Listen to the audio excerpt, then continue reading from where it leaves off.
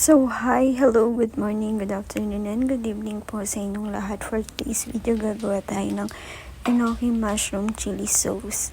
Yes, chili sauce po. Ibang version lang, pero meron ng mushroom sauce. At sa nakikita nyo, dalawang enoki mushroom.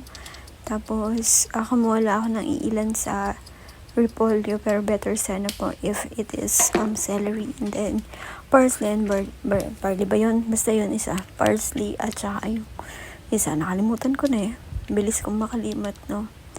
Wala po kasi ako sa mood. Ayan, dagdag lang siya ng taste, ang bango po kasi nila. Then next po is bawang, sibuyas, sili. Kailangan po yan at mainit na mantika. Isusutay po natin yan hanggang sa mag golden brown.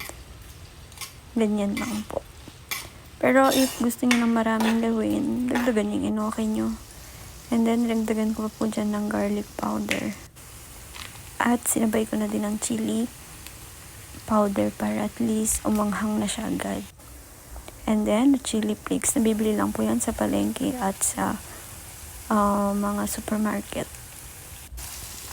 Ayan, nilagay ko na po yung hiniwa-hiwa ko sa maliliit na piraso ng enoki. And then, mag-add tayo ng vinegar. Kahit dato puti yan, kahit anong klaseng vinegar po.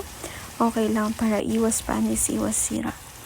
And then, paminta, asukal, at saka asin po.